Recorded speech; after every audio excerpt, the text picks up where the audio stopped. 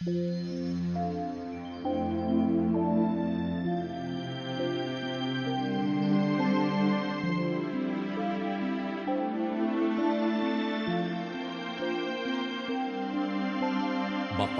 ang bumabasa at ang nangakikinig ng mga salita ng hula at tumutupad ng mga bagay na nangasusulat doon, sapagkat ang panahoy malapit na.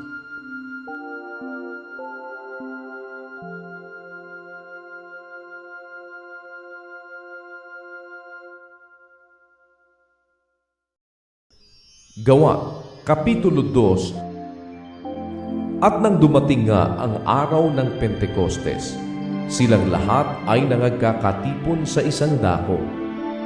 At biglang dumating mula sa langit ang isang ugong na gaya ng sa isang humahagibis na hanging malakas, at pinuno ang buong bahay na kanilang kinauupuan. At sa kanila'y may napakitang mga dilang kawangis ng apoy na nagkabaha-bahagi at dumapo sa bawat isa sa kanila. At silang lahat ay nangapuspos ng Espiritu Santo at nangagpasimulang magsalita ng iba't ibang wika, ayon sa ipinagkakaloob ng Espiritu na kanilang salitain. May mga nagsisitahan nga sa Jerusalem na mga Hudyo, mga lalaking relihiyoso na buhat sa bawat bansa sa ilalim ng langit.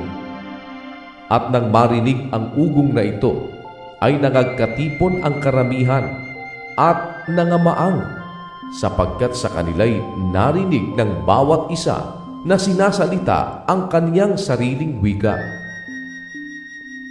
At silang lahat ay nangagtaka at nagsipanggilalas na nangagsasabi, "Narito, hindi baga mga Galileyong lahat ang mga nagsisipagsalitang ito?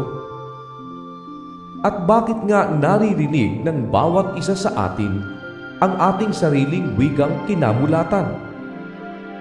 Tayong mga Parto at mga Medo at mga Elamita at ang nangananahan sa Mesopotamia, sa Judea at sa Cappadocia, sa Ponto at sa Asia, sa Phrygia at Pamphylia, sa Ehipto at sa mga sakop ng Libya na karatig ng Cirene, at mga nakikipamayang galing sa Roma, mga Hudyo, at gayon din ang mga naging Hudyo.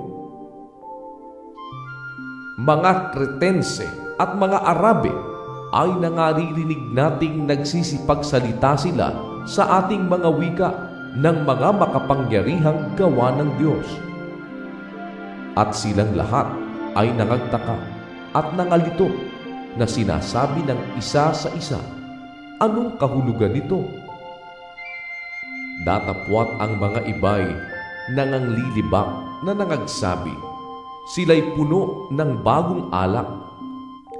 Datapwat pagtindig ni Pedro na kasama ang 11 ay itinaas ang kanyang tinig at sa kanila'y nagsaysay na sinasabing, "Kayong mga lalaking taga-Judea at kayong lahat na nangananahan sa Jerusalem, mga alaman na wanin ninyong lahat ito at inyong pakinggan ang aking mga salita.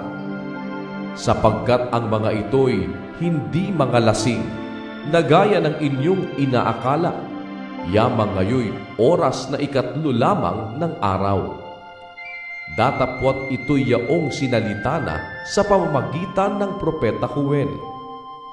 At mangyayari sa mga huling araw, sabi ng Diyos, na ibubuhos ko ang aking espiritu sa lahat ng laman, at ang inyong mga anak na lalaki at babae ay manganghuhula, at ang inyong mga binata ay mga kakakita ng mga pangitain. Ang inyong mga matatanda ay magsisipanaginip ng mga panaginip. Oot sa aking mga lingkod na lalaki at sa aking mga lingkod na babae, sa mga araw na yaon, ibubuhos ko ang aking espiritu at magsisipanghula sila. At magpapakita ako ng mga kababalaghan sa langit sa itaas at mga tanda sa lupa sa ibaba, dugo at apoy at singaw ng usok. ang araw ay magiging kadiliman at ang buwan ay dugo bago dumating ang araw ng Panginoon, yaong araw na dakila at tangi. At mangyayari na ang sino mang tumawag sa pangalan ng Panginoon ay maliligtas. Kayong mga lalaking taga-Israel, pakinggan ninyo ang mga salitang ito. Si Jesus na taga-Nazaret, lalaking pinatunayan ng Diyos sa inyo sa pamamagitan ng mga gawang makapangyarihan at mga kababalaghan at mga tanda na ginawa ng Diyos sa pamamagitan niya sa gitna ninyo, gaya rin ng nalalaman ninyo. Siya na ibinigay sa takdang pasya at paunang kaalaman ng Diyos, kayo sa pamamagitan ng mga kamay ng mga tampalasan ay inyong ipinako sa krus at pinatay, na siya'y binuhay na mag-uli ng Diyos pagkaalis sa mga hirap ng kamatayan, sapagkat hindi maaari na siya'y mapigilan nito. Sapagkat sinasabi ni David tungkol sa kanya, nakita kong lagi ang Panginoon sa aking harapan, sapagkat siya'y nasa aking kanang